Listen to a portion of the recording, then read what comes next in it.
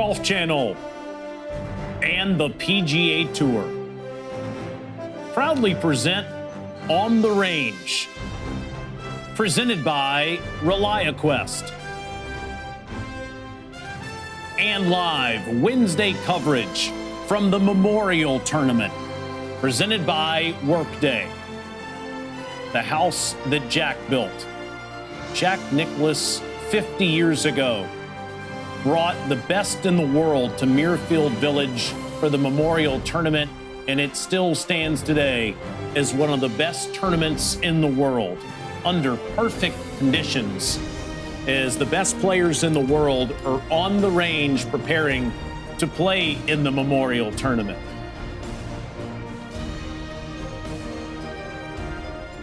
And we welcome you into our studios with the great Billy Kratzer, four-time PGA Tour winner, and Steve Scott, one of the best instructors in the world. I'm Taylor Zarzer. Robert Dameron is out there on the golf course. And we talk about it being one of the best tournaments in the world, Steve. It's also one of the toughest. It is one of the toughest.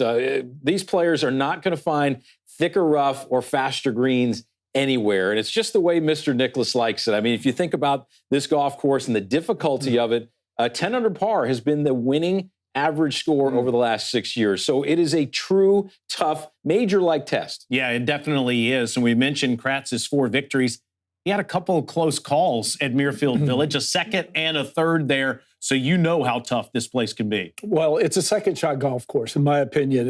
When the fairways get a little firmer, then all of a sudden the driver becomes more important. But your iron play, it better be sharp, and you better have control of the putter. You better control the lag putting, because lag putting is going to be hugely important here at Memorial this year. And the best in the world have been so successful. We mentioned Jack Nicklaus, Tiger Woods with 5 wins there. And the last 2 years, the best player in the game currently has won it. Scotty Scheffler in 2024, and then again in 2025. Let's go back 2 years ago. How about this shot? Phenomenal down the ridge to give himself a chance to go ahead and clean up for the victory. Scotty gets a handshake from Jack Nicklaus after that fist bump, winning one of the biggest tournaments in the world.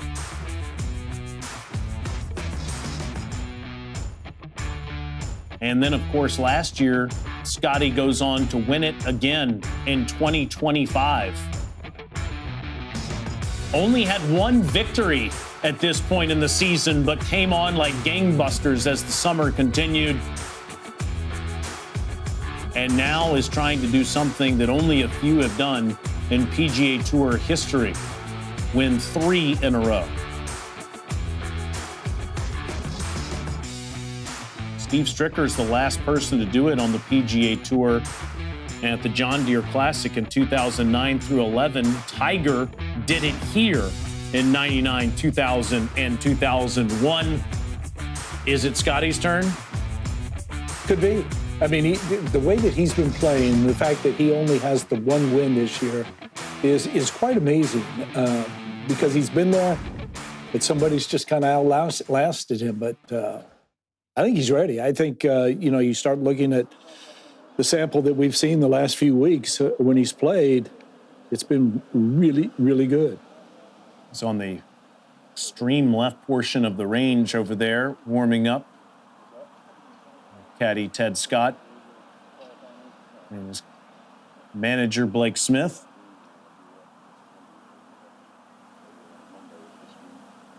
Steve, he #1 in the FedEx Cup standings, so obviously nothing is wrong with Scotty Scheffler, but he only has 1 win this year, the American Express tournament, his first start of the season back in January. A number of seconds and thirds since then.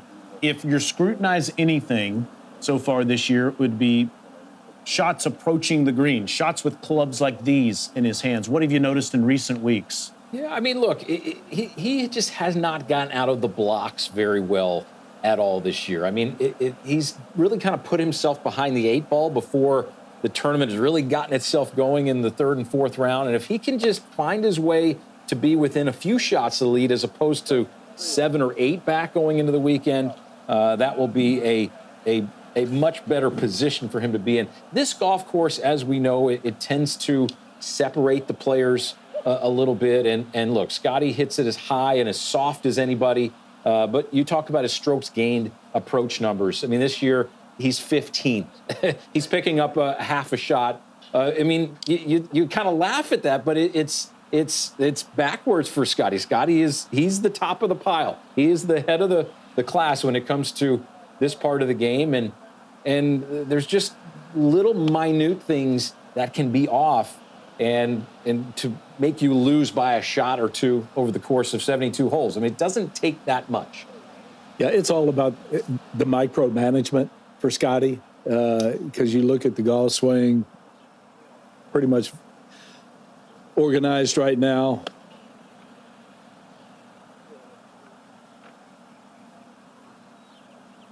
I think, solving maybe a couple things with the driver, changing back and forth, but now settling in, driving the ball much better. The iron play, we always anticipate him being at the top, like you were talking about, Steve, but it's there.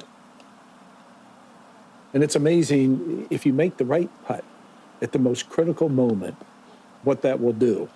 And he's always had that knack. Certainly gaining on it, approaching the green after a slow start. But to further your point, Steve, he was number one on the PGA Tour for 3 consecutive years approaching the green with these scoring clubs in his hands. But we have seen significant improvement as the season has continued, which is bad news for the rest of the field. Long careers, good iron players. And this golf course, really, I think the reason why somebody like Tiger has been so dominant. I mean, you talked about, Billy, a few moments ago about the lag putting. That's certainly critical. But to get the ball within these small targets that they have here, these greens, just to put this golf course into perspective, I mean, this golf course is the 5th longest golf course on the PGA Tour with the 3rd smallest greens. Mm-hmm. So that's why the ball strikers like a Scotty Scheffler rise to the top. It's why Victor Hovland has won here before, Patrick Cantlay. The precision, the ultra-precision players who can hit it into small little areas on the green and give themselves the proper 12 to 15-footer that's a makeable putt, that's where he really shines. Yeah, and I think once the players, once they put cleats on property, the keenness and the focus elevate, to that major championship level. And I know that in playing here, it was always special. It was always kind of that target tournament outside the majors that you wanted to win. And I think that's the way the guys feel about it. Even today. I was going to say, 50 years later, Kratz, that's still the case. Mm-hmm. Always has been. Such a testament to Jack Nicklaus and the caretakers of this event. So overall, number one in strokes gained total, even though he's 15th in strokes gained approach. We're nitpicking, we're scrutinizing because he is the number one player and has been for the better part of the last 5 years. But the biggest point to take home, if you're watching Scotty Scheffler right now, is he is gaining on it and has been as the season continues. And if you think of where he's had the most success, it's hard to look past this place with the 2 wins. And he also has 2 thirds in 2021 and 2023. 4 out of the 5 times he's played in this tournament, he's either won or finished third. It's a horses for courses sort of venue. There's no question about that. I did mention a moment ago about the first round scoring average. And if you look at where he is round 1, his scoring average, he's 39th on the PGA Tour. Okay, that's still very good.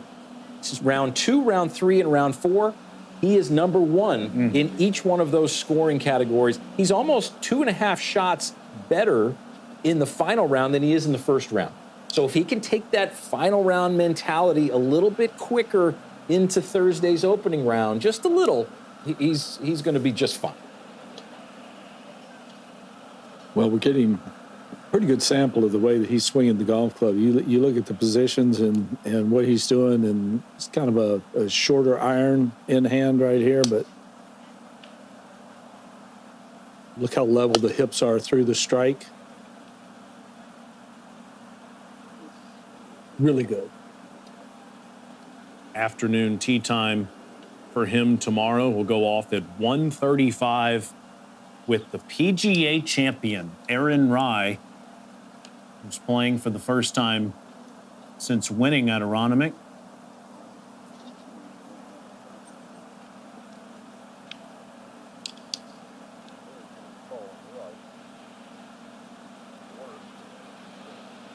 You would certainly have to think that Scotty will be a factor again this week. Here's one of his best buddies.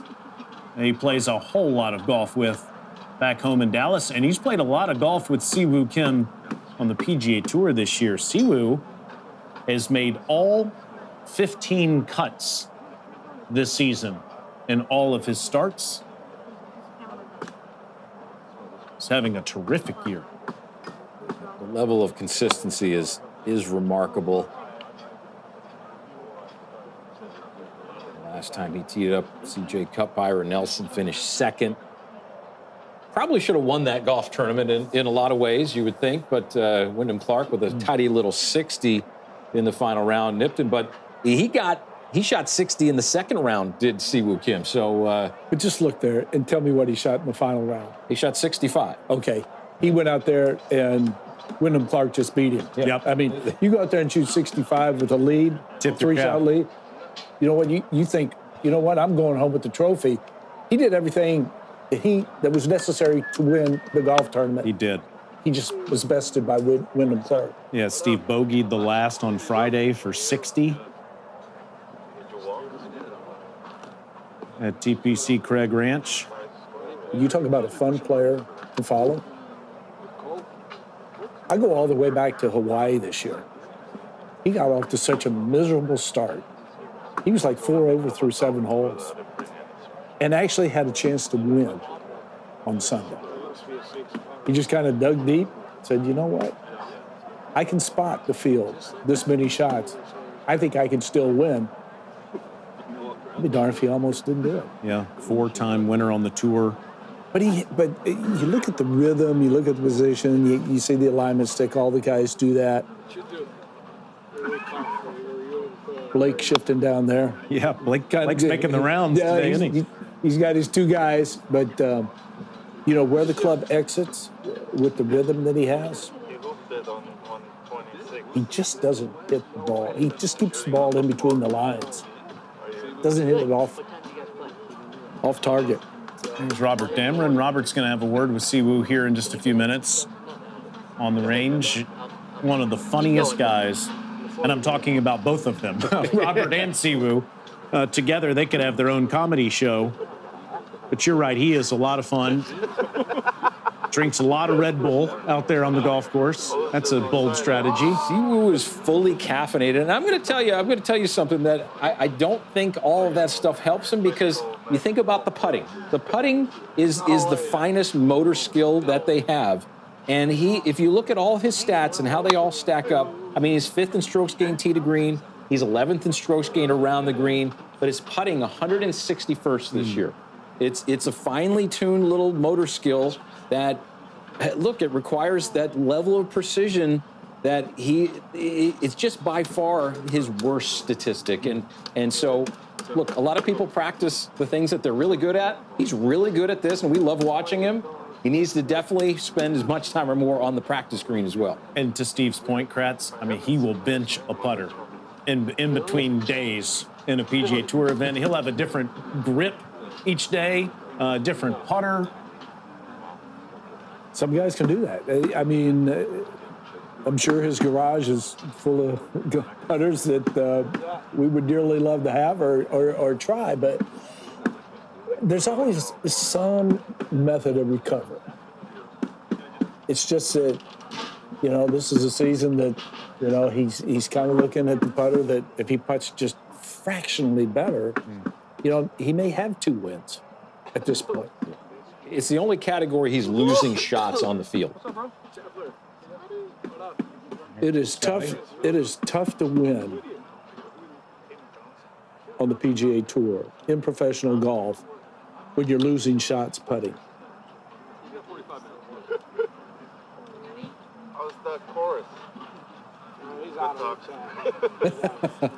Scotty's always the stuff the PGA Tour has put out on social media with the two of them going back and forth, acting like brothers, is just hysterical. This course? Oh, it's in the course. He's second in driving accuracy this year, 15th in strokes gained off the tee, which will serve him very well. You're not going to be able to play this golf course at Muirfield Village out of the rough this week. They've had so much rain. They've had really 3 inches more rain this month than average, actually back in May. So it's going to be very lush. It's going to be very punishing to be off the fairway this week. I would have somebody like a Siwoo Kim, I mean, even an Aaron Rai type potentially. Maybe he might need a little bit more distance, but somebody with that type of accuracy this week. I can promise you, you cannot live in the rough and even think about advancing to the weekend. You know where Siwoo's number 1 in the standings, Steve? The President's Cup. At the very top of the standings. And as you see there, 5th in the FedEx Cup standings. Scheffler, Young, Fitzpatrick, the top 3 there, and then Siwoo at number 5.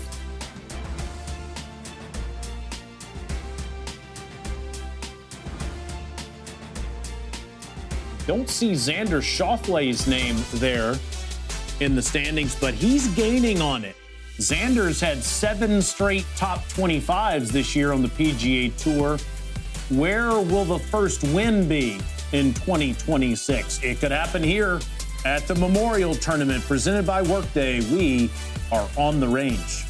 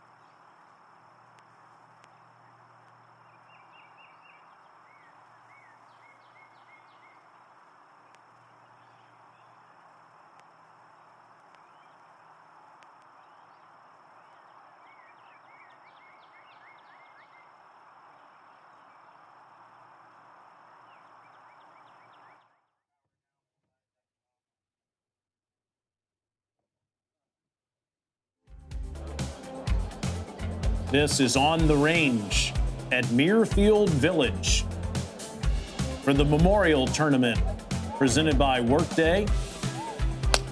All the people out there packed watching the Pro-Am out there that's going on out on the golf course right now and right around the range, including Xander Schauffele, two-time major champion, 6 wins on the PGA Tour since 2022.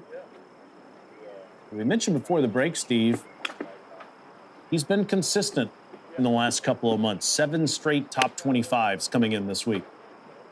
Yeah, you got to like the way he's trending with his game. No question about that. I mean, he's just trying to make sure he's done a lot of club face work over the last year and a half or so, and strengthen his grip with Chris Como. And there was a point where his club face got a little too closed. And these players, they're always in flux. I think it's a great lesson for everybody at home watching us. It's like the best players in the world, they're always kind of trying to find their way to their sweet spot, right? Sometimes they get too much one way or too little another way. And that's why even the best players in the world need a trained set of eyes like a Chris Como to watch his golf swing and just make sure things are in the right order. But he's seemingly got things under control right now and ready to go. I don't think the players are ever too far off. They may think they are because they go in and out of confidence pretty quickly if they see a couple of foul balls. Mm-hmm. But I think we're kind of working our way back to the 2024 version that we had of Xander Schauffele when he won 2 major championships. And, you know, you look at the golf swing, it's a very powerful golf swing. You talk about the gather and then the unloading and the balance in the golf swing. It's a heavy ball that he hits, and you know when he's playing in the wind, and that's why he has an Open Championship on his resume. He can hit that penetrating, kind of that piercing tee shot that'll get it out there. I love the way that he drives the ball, and I think he's now finding more consistency with the way that he's swinging the golf club, and I think he's always going to be a threat here at the Memorial Tournament. Yeah, he definitely slipped back and you talk about the driving category. And you obviously were watching him hit a couple with the big stick there. But back in 2024, he was 10th in strokes gained off the tee. Last year, 91st, and now he's back to 16th. So, you know, to your point, he is back to kind of where he was a couple of years ago. Yeah, and what took him to 91st was the injury, and maybe a couple of compensations. That's just what players do. But I just love following him at the PGA this year up at Aronimink. I just love the way that he drove the ball. Our tracer technology provided by TrackMan here, Kratz. And you talk about someone that will grind on top of grind. That's Xander.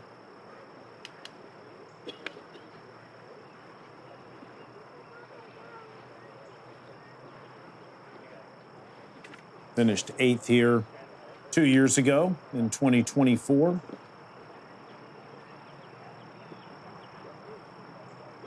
Longtime bagman, old college teammate, and best friend Austin Kaiser on the bag. And I think when you watch Xander swing the golf club and just kind of keep in mind, there's not a lot of twisting. Watch how face on his chest is at impact.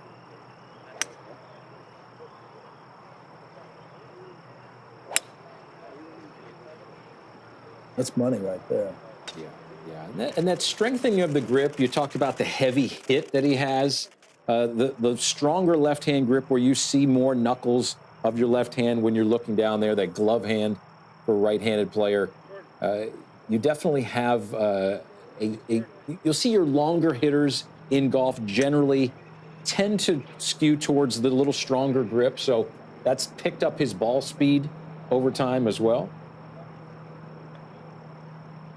Scheffler and Rye, we told you at 135 tomorrow. Right before those two,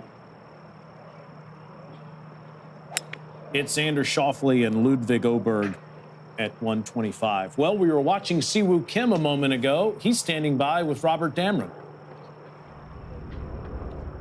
I'm here with Siwoo Kim. Siwoo, you've played so well this year. Very consistent. What does it take to turn a great year into a year with a couple trophies? Yeah, that would be awesome. So I played good early in the year, and then I played good last few weeks. So everything feels great, and then I'm still chasing the trophy. But yeah, it's hard to win the golf tournament. So I'm just gonna keep trying and trying. When you play as well as you did in Dallas, just to come up short because Wyndham Clark shot 60. Is that a bitter pill to swallow? Is that easy to take, or do you just say, hey, you know, he played better than me, I'll get him next week? Yeah, I played great, and then especially I think never been playing that good at Sunday in contention, so I'll take it whatever second place, and then Wyndham plays so good, so nothing I can do at that day. Yeah. Nothing you can do. Total different golf course this week. What do you have to do well to play well at this great golf course? Yeah, I love this golf course, and then I think I have to like hit the fairway a lot, so that way I can get more chance. But still some holes I have to go like middle of the green because green's so firm, if not rain, and then green's fast, and then I know like where not to miss, so that'll be help. So yeah, just play nothing crazy, and yeah. All right. Thanks very much. Go get them. Thank you. Both of you, Siwoo's off with Sahith Theegala at 12 o'clock tomorrow. Well, if all three of us had votes on the most feel-good moment on the PGA Tour this year, it'd be this man, Gary Woodland, winning again in Houston, Texas. And that wasn't a come-out-of-nowhere type win, Kratz. This guy has been playing outstanding golf all year. Really has. And, you know, swing coach Randy Smith, the swing speed is back. Went back to the shafts in his irons that he had for so many years.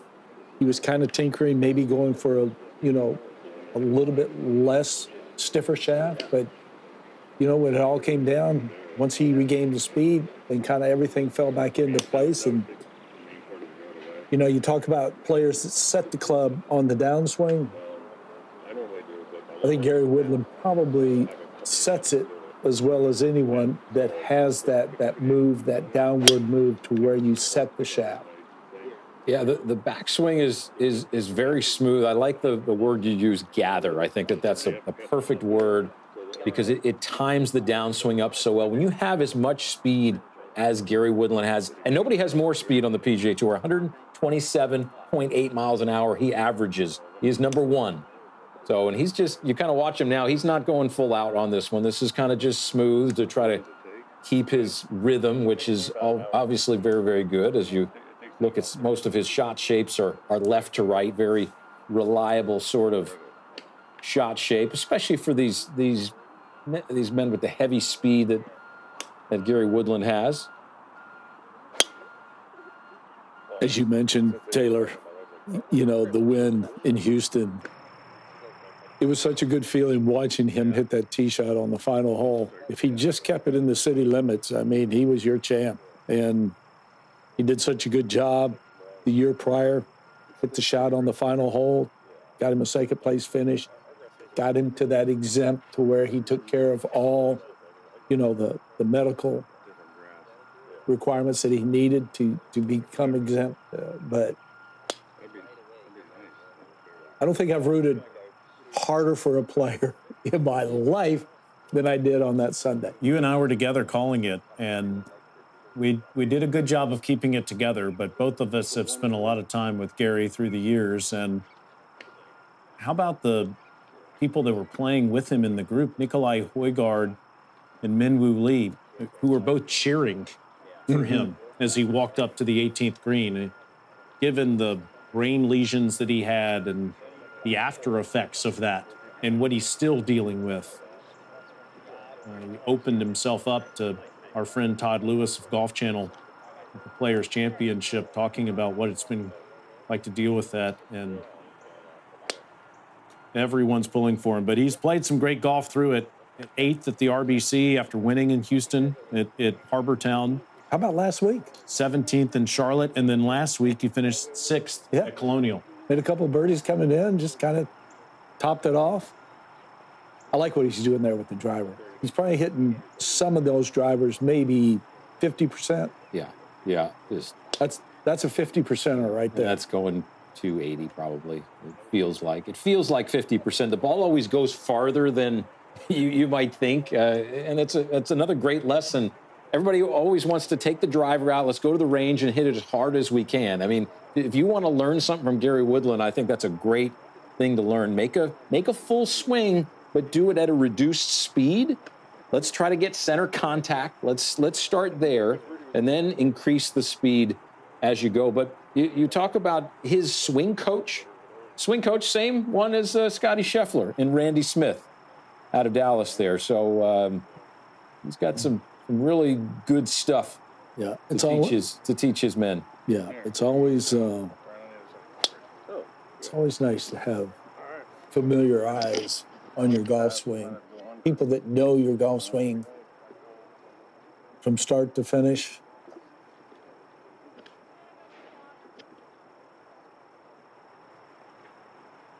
This is great. Watching him just kind of hit 50%, then maybe go up to 75%, just kind of throw 2 or 3 different speeds at it.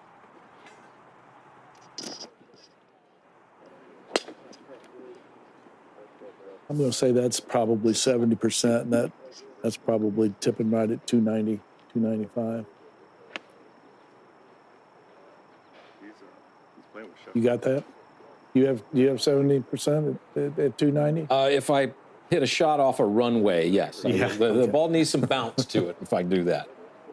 Downwind, too. I'm in traction trying to hit a 290 at 120%. Woodland's playing with 2-time Memorial champion Patrick Cantlay at 105 tomorrow afternoon. The man that just won the Wanamaker suddenly is signing a lot of autographs. Aaron Rai is back on the PGA Tour. First start since winning the PGA Championship. We're going to watch him on the range coming up next at the Memorial Tournament presented by Workday.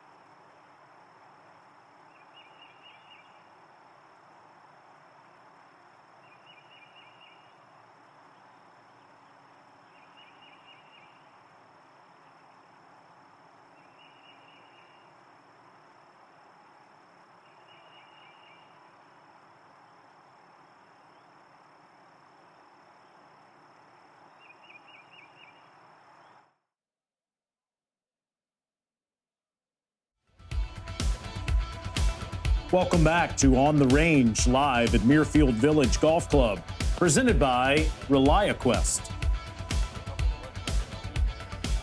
Taylor, Steve, and Billy with you in the studio. Robert Dameron out on the range with us, and we're watching a man that won at Aronimi just a few weeks ago, Aaron Rai, the 31-year-old Englishman, the biggest moment of his career. Steve, you were out there walking with him the duration of that final round. It was a life changer.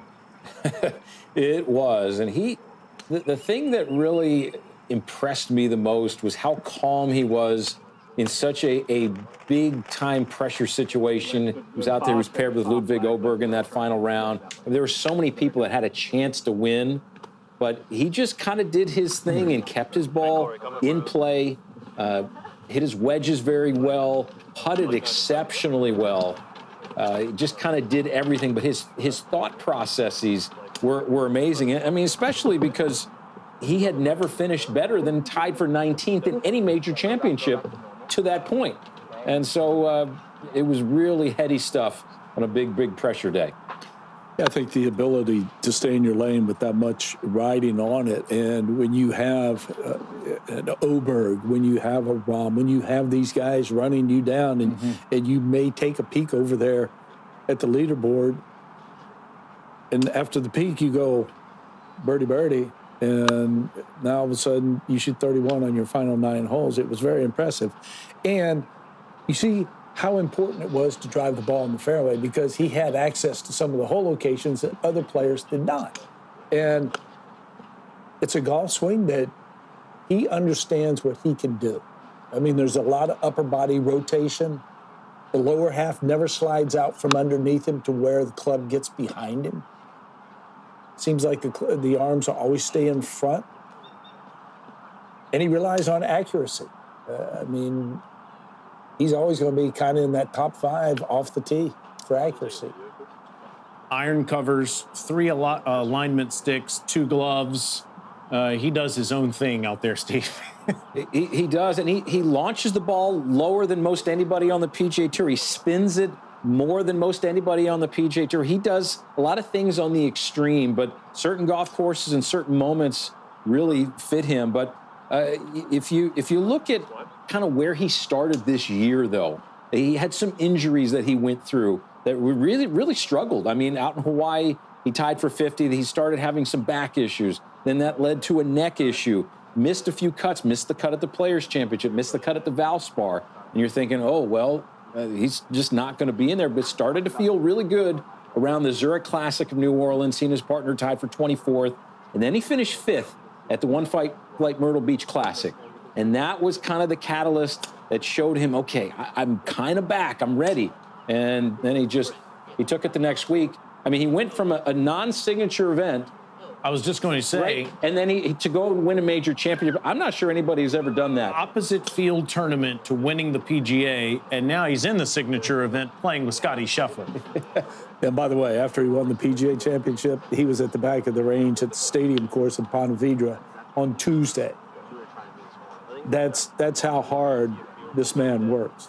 And whenever I would pull up to the club, all I had to do was look for that car where the steering wheel was on the right. And I knew Aaron was here again. I mean, it is so enjoyable to watch him operate as a professional golfer. You use the word professional. I mean, he checks all the boxes. I love that comment about the steering wheel on the right. The Englishman winning the PGA Championship for the first time in many decades. Such a popular win all over the world. He is one of the easiest people to be around. Yesterday when he was on the property, Rory McIlroy just came up and bear hugged him on the green. Yeah. So happy for him. It was nice to see a champion in a major championship where the driving was so important. It was such a premium, yeah.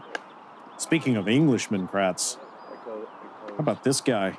Matt Fitzpatrick has 3 wins this season. No English player has ever won 4 in the same season. He's got a lot of time to break that.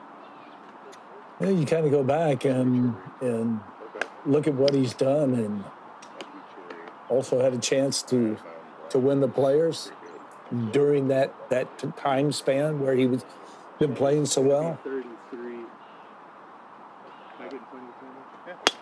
You know, Steve, you and I did this show last year on the range at Quail Hollow for the Truist Championship. And we were watching Matt Fitzpatrick hit balls. And our great staff, led by Rob, they give us these sheets that tell us who hits the most golf balls. And you look at these and you say, uh-oh, if they're hitting the most golf balls, that means they're in trouble. And Matt Fitzpatrick was at the top of the list last year. And during the break, you said, caution, Matt Fitzpatrick doesn't know where it's going right now. That was 13 months ago. Yeah. And now look at him. Yeah, pretty crazy, right? I mean, all the things that these players do to find their game. And I mean, Matt Fitzpatrick, really, you see that left foot, that motion there really helps clear his hips and helps really provide a lot of speed to his game. But it's really playing that fade exclusively that's really helped him. Yeah, and you have to be a very special individual, almost unique to be able to process some of the stuff that he takes to the golf course each and every warm-up. You know, another guy that I think of is a Justin Rose, who has that same routine, and he goes through the positions of the golf swing. And I kind of look at Matt Fitzpatrick as kind of that same kind of player, the ability to go ahead and have these thoughts in my mind, but yet be able to do them in a competitive round of golf. One thing that I think all of us have noticed to watch the game in the last year plus is how much more he is stepping out of the shot, if you will, out of the swing as he's making contact, Steve, in the last year. Well, I think what a lot of that does is it helps the path get more to the left, so the club doesn't get so far underneath him. He's able to clear his hips and get the club to exit more left and more around his body. And it's a face stabilizer through the ball. He's done a lot of work with Mark Blackburn over the years to do that. And there's a lot of benefits to that. I used to do that on an inside fastball. But no, he's one of the very few that went and chased distance and became successful. Correct. Yep. A lot of players, more players than not, go backwards. Okay, so a lot of time on the range. That's a big surprise, Alex Storm. Boy, he hits a lot of golf balls. Brian Campbell is hit the most this week.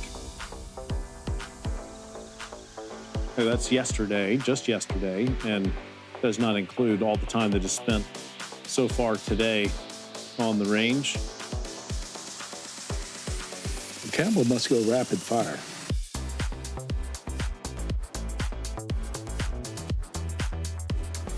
Chris Godrup, who has the unzipped glove and the wide open stance. Might see a little more of him coming up later on in this program.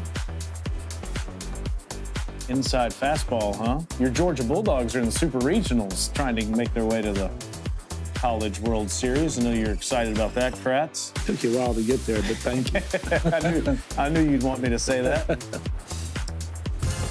Look who's coming up next. Rory McIlroy is back on the range at Memorial for the first time in 2 years. What's left in his career? Winning the biggest events, he says. Shaking hands with Jack Nicklaus off of the 18th green. He wants to win at Jack's place. We'll watch him on the range coming up next.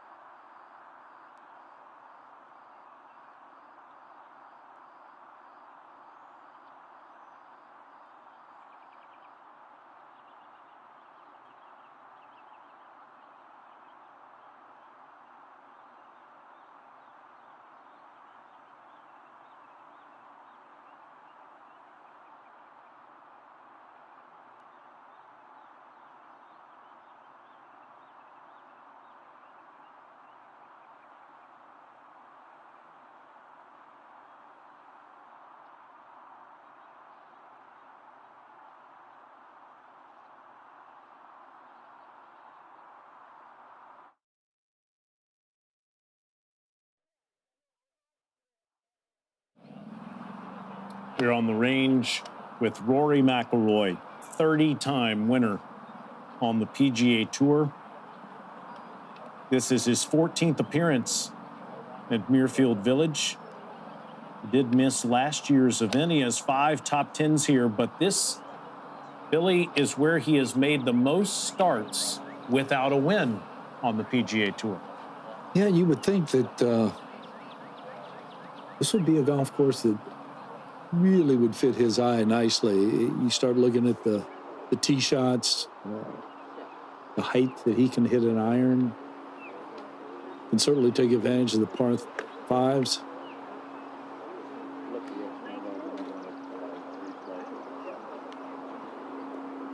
But he solved that riddle, that same riddle, somewhere else. And now he's backed up wins at Augusta National, and I think this is kind of a place like that. I think once you kind of get it and understand, you'll do it again and again. Yeah, he's given, like Augusta, he's given himself a lot of chances here, Steve. He has 5 top 10s here through the years. And usually he's been very good off the tee. His approach game has been very solid. Around the greens, he's been a little shaky at times. But, I mean, he plays and practices at the Bears Club in South Florida. And, you know, you would think he would know what's in Jack Nicklaus's mind by now and all the design features that Muirfield Village Golf Club has within it. That's a great point. They have a terrific relationship. Jack has been in his ear in recent years about improved wedge play and how to get better performance from that. Rory has talked openly about how much he appreciates Jack's guidance. And Billy had a chance to walk with him a few weeks ago at the Truist Championship as he's kind of needle another player out there on the course, or on the range rather. And he was saying, that's Justin Thomas. He was saying, what's left for me in my career is to win the biggest events. I want to win a U.S. Open at Pebble. I want to win a Open Championship St. Andrews. I want to win the Memorial Tournament and shake Jack Nicklaus's hand off of the 18th green. This is very much at the top of this list. Yeah, and we were talking about just how meaningful it would be for a player to win the Memorial Tournament and, you know, to shake Jack's hand. Yeah. Pretty awesome. I mean, and, you know, you think about, you know, the greatest, who might be the GOAT, Tiger, Jack. I mean, that argument's going to continue, or discussion, not argument. You know, that's going to go on forever. But, you know, Rory, he has a deep feeling and a sense of that special place what the game of golf provides, the history of it. Yeah, he's very much a historian. I mean, look, you don't get to the top of the world without being very smart, very cerebral. He likes to read a lot and, you know, just gather a lot of kind of life lessons within. That's what when I listen to him, I mean, he always has very thoughtful pressers. He's just a very, very thoughtful type of guy, not to mention amazing talent. Love to eavesdrop on this conversation with Rory and Billy Horschel. In the meantime, let's break down this golf swing. Well, you look at the setup, I mean, the bend in the waist, but look at the width on the backswing as he takes it to the top. And if you stop it right there, you can just kind of look right there how everything matches up with the left wrist and the club face pointing a little more to where it's an open position. A lot of guys are going away from that, but I like it. But then the initiation of the downswing, watch him go into the front leg, the push off the right, but then right there, down and through. And I talked about the face, your chest being face on to the ball at impact. But then the club kind of goes more up the plane where a lot of guys are trying to exit, trying to turn the corner a little bit, but his goes right back up the plane. It's just a powerful move. And the supreme balance that he has, being able to swing the golf club that fast. Yeah, we talked off camera about a lot of players now. I mean, you saw with Matt Fitzpatrick a moment ago. There's a lot of lower body motion and foot movement through the golf ball. He sticks his finish, does Rory McIlroy, very similar to an Olympic gymnast doing a flip and a tumble he just sticks it. And I like that. You're not seeing a ton of foot movement. He's very, very secure and solid with the ground. If there's one thing that he can fight with his golf swing, and he worked on this a little bit in the past, maybe a year or so ago, that was noted, his right elbow, when he goes back, if he doesn't fold the elbow quite early enough, if he keeps the right arm, that trail arm, too straight, he can come and get that club head and that shaft a little bit across the line at times at the top. So that's just something that he monitors. And 10:25 start time. Playing with Justin Thomas, who he was just messing with on the range, and JT out there preparing for the Memorial Tournament, one of the biggest events on the PGA Tour, and we are here on the range.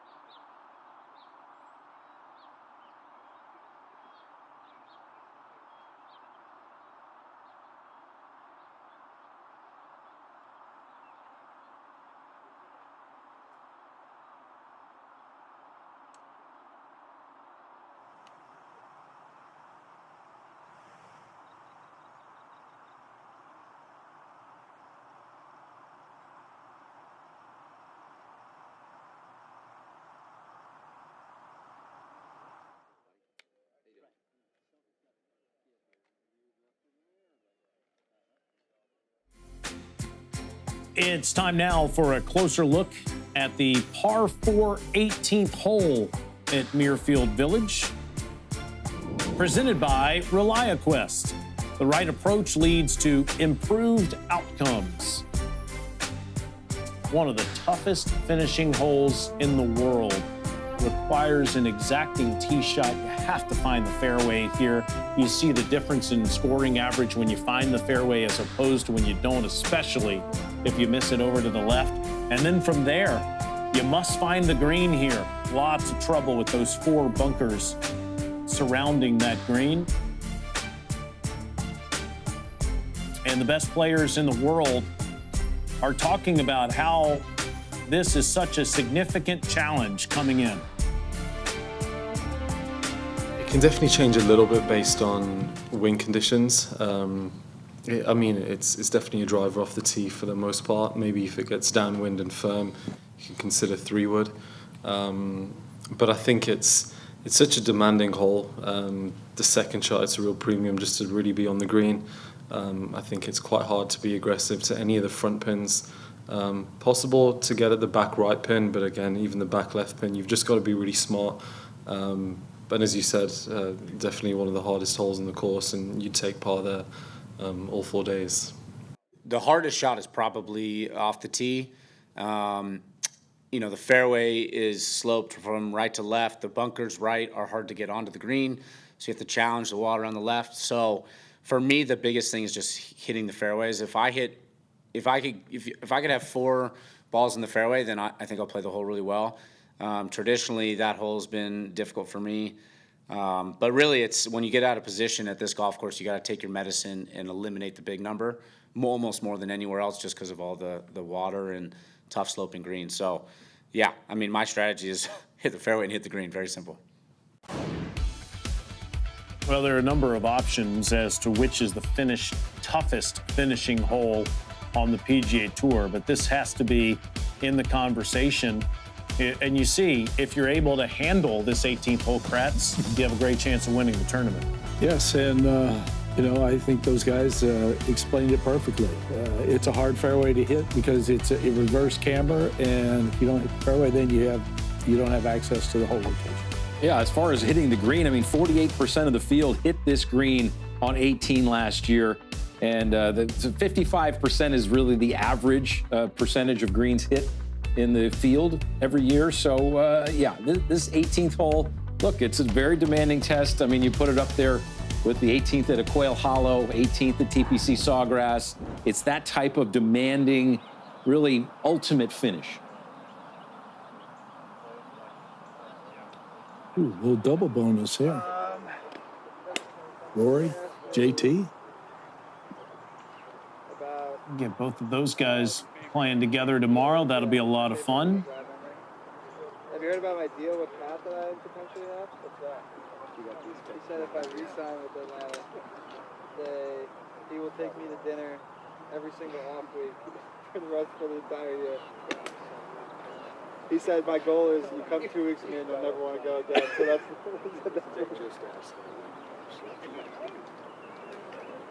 just saying. Yeah, it was thrilling.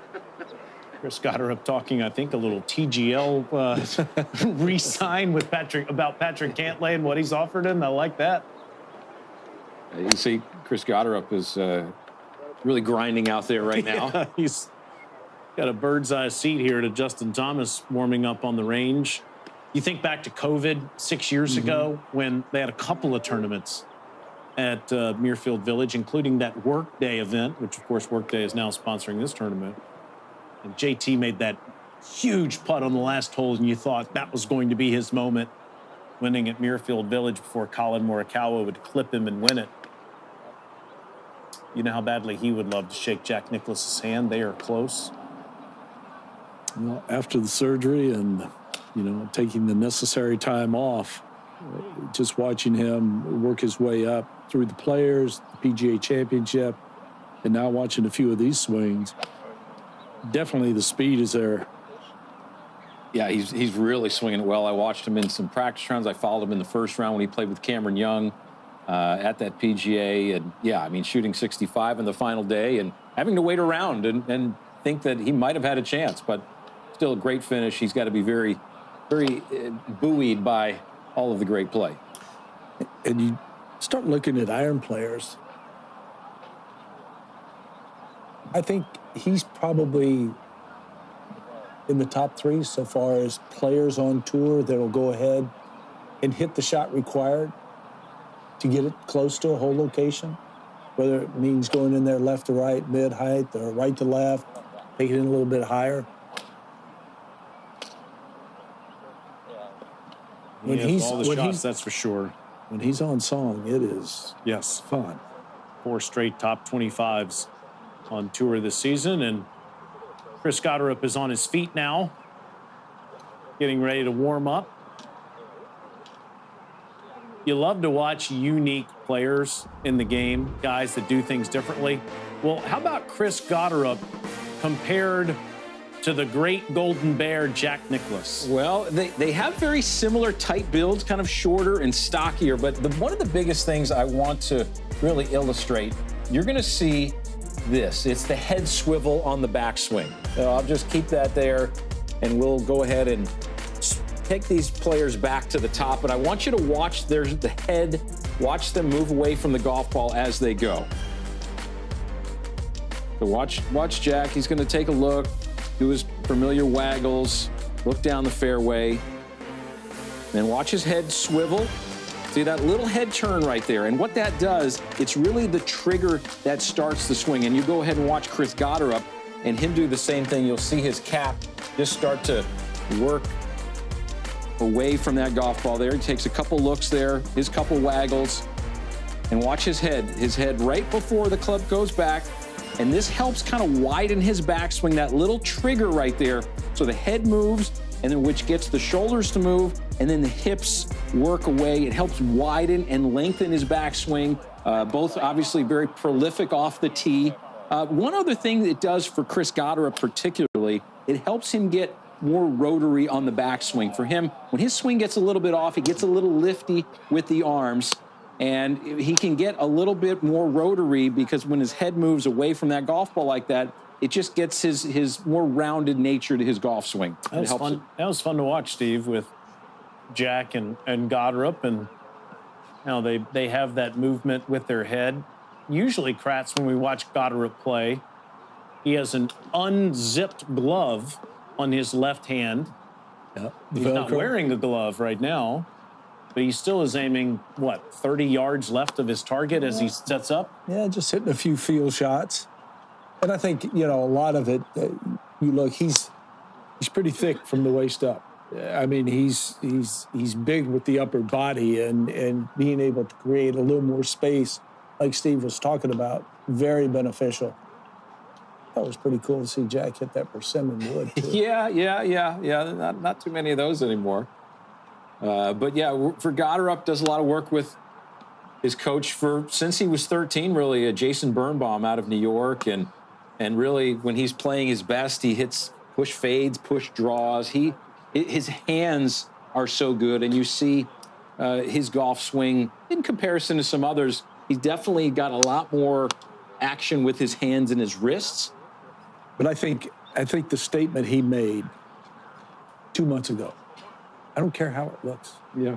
The ball's going where I'm looking. And that's such a valuable asset to have coming onto the tour. There's a reason he's won 4 times. There's a reason that he has that belief. It's because what he brought to the dance is good enough.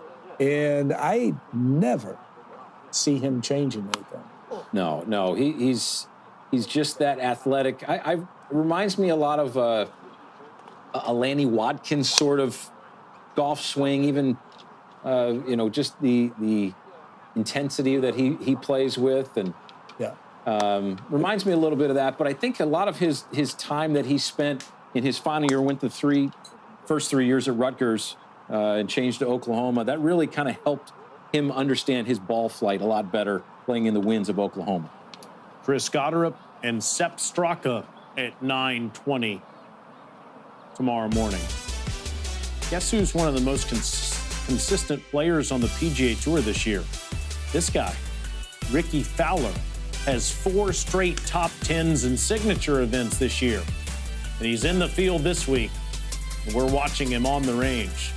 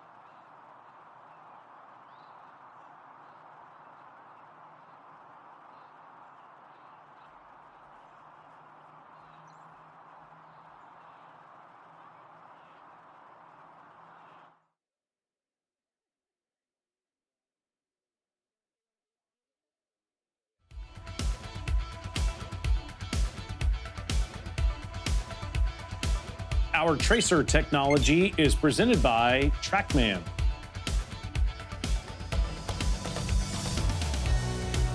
Be fun to watch Ricky Fowler hit some shots here on the range before he prepares to play once again in the Memorial Tournament. Fowler has had a strong season, has done just about everything but win this year, Billy. Pretty consistent.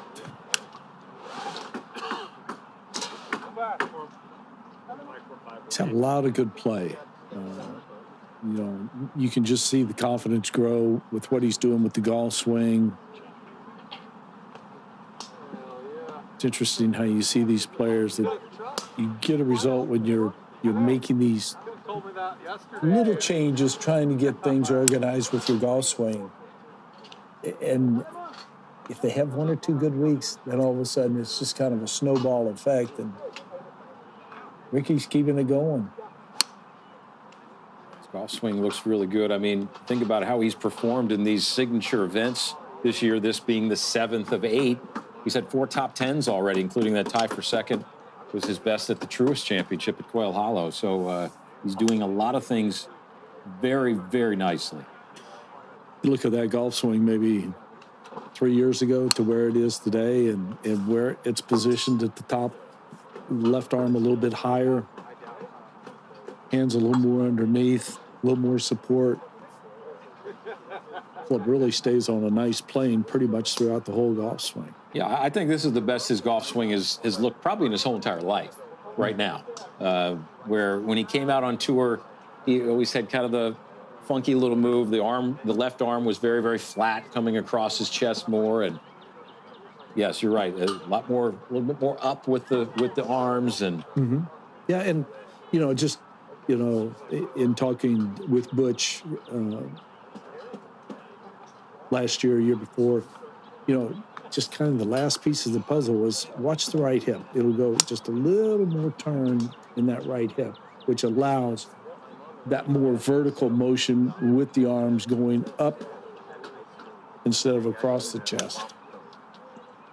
I had to work out at freaking 10:30 at night because of that milkshake. It's hard to change your golf DNA, I think. And I think Ricky Fowler he's done that a little bit with his golf swing, as we've mentioned. And it's a very hard thing to do, especially when you get under the gun. You always want to revert back to things you did when you were younger and very instinctive things that maybe haven't always translated over time. But, it's really good.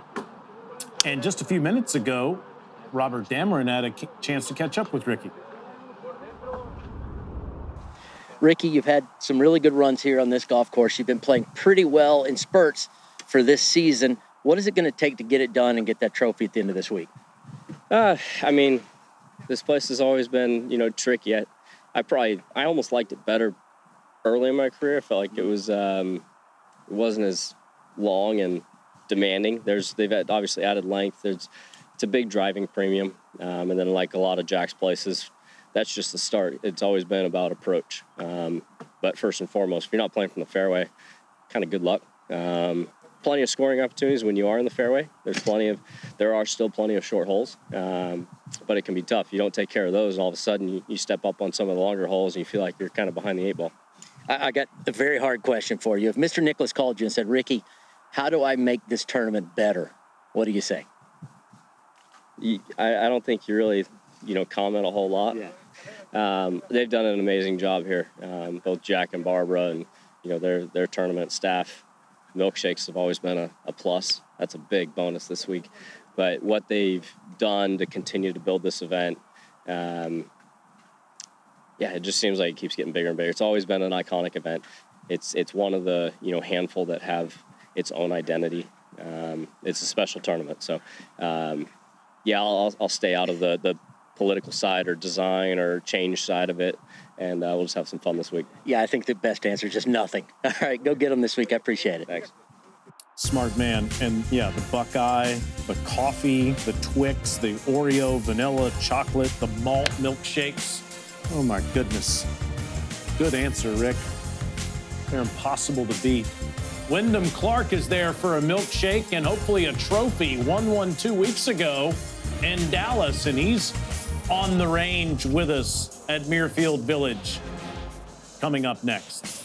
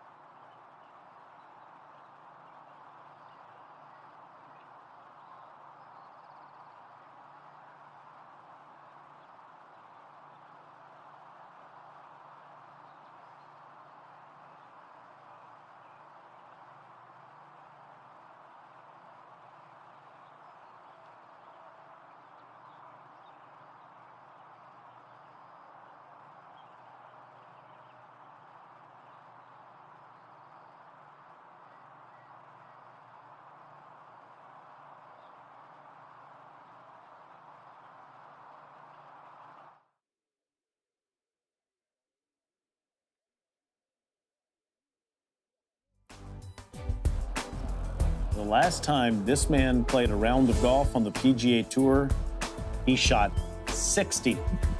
And that's the second time Wyndham Clark has shot 60 to win on the PGA Tour. Did it at Pebble Beach a few years ago and did it at TPC Craig Ranch in the CJ Cup Byron Nelson.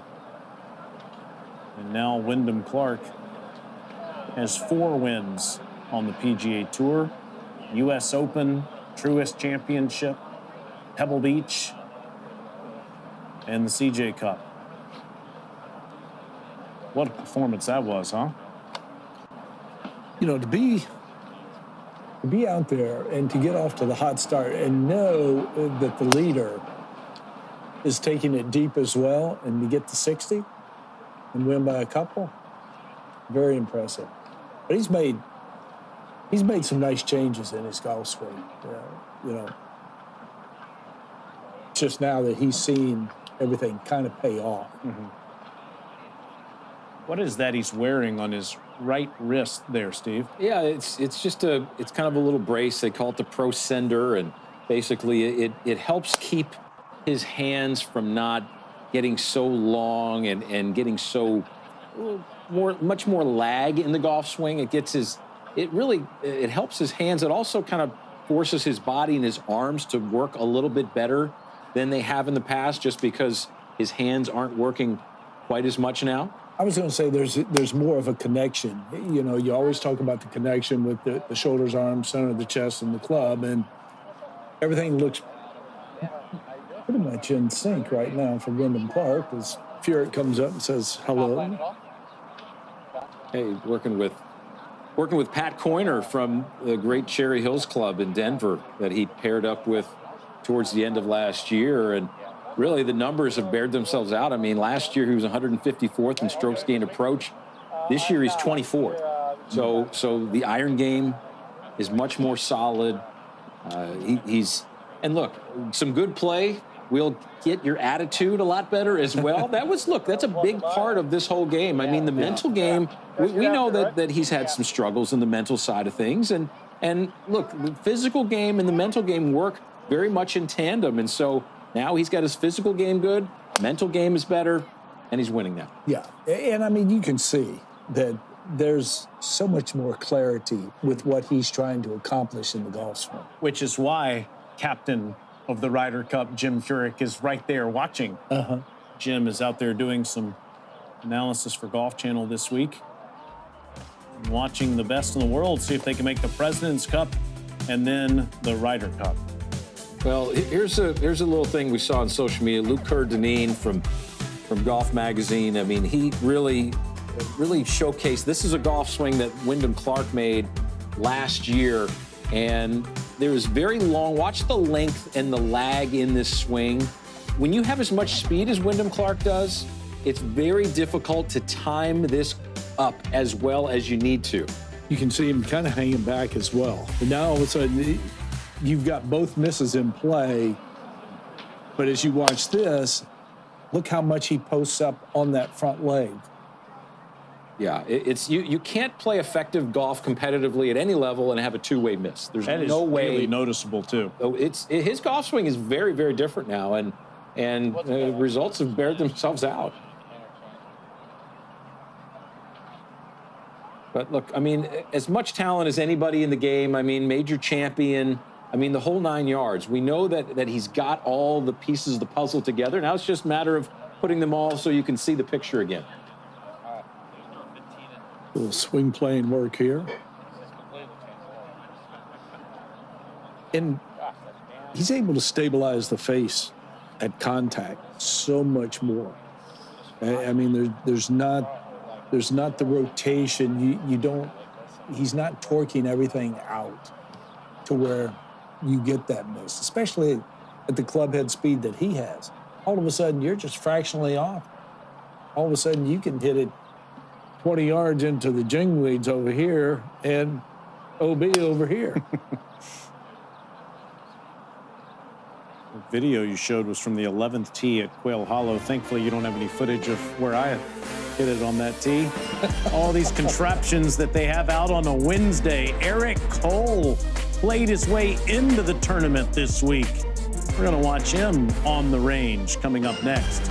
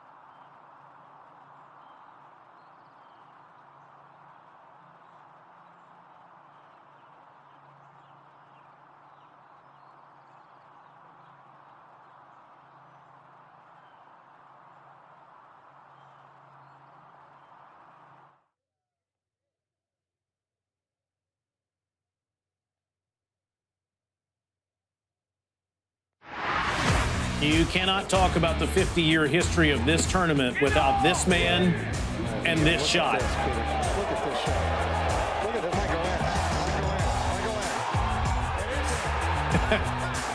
this. Gary McCord with a great call on CBS. That green's impossible to hit. He went left and long. You can't leave it short. If you go over the green, you're in the water. just impossible. The Big Cat, 5-time winner here at Memorial. First tournament held in 1976, and our friend Roger Maltby won it. He's out there with some of his old clothes he's paying tribute to that he's going to be wearing around Muirfield Village this week. I love that.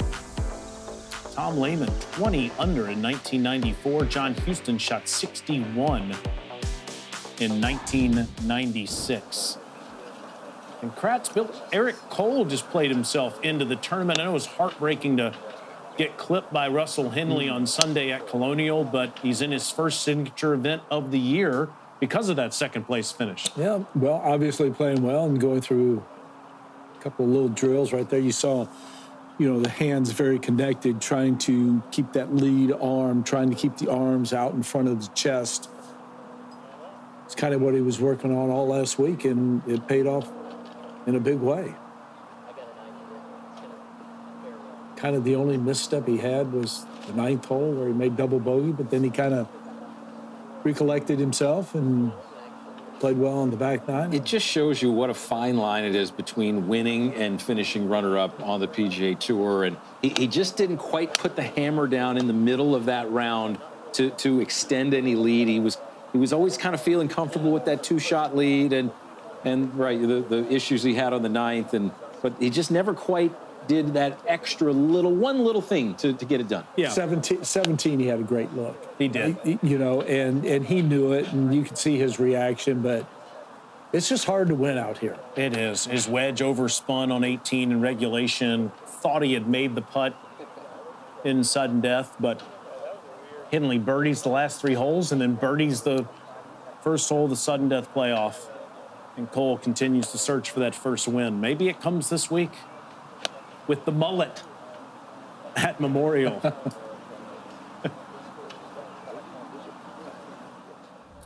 Well, our great research department gives us a ton to think about, and they gave us a great packet this week, Steve. Our guy Carson Farrell said there's only one guy in the field that has all of the great statistics when it comes to strokes gained and performance this year. His name is Cameron Young. And I'm picking him to win this week. And I'm sorry, Cam, I've been the kiss of death so far this year. How about you? Yeah, I know he hasn't had all the best finishes here. He's tied for 25th, really his best in 4 starts. I like Ludwig Åberg this week. I like how high he hits the golf ball, his towering iron shots. And there's a lot of iron shots you have to hit outside of 200 yards here. He is number 1 on the PGA Tour. I like Ludwig Åberg. It's a good point. Who you have, Kratz?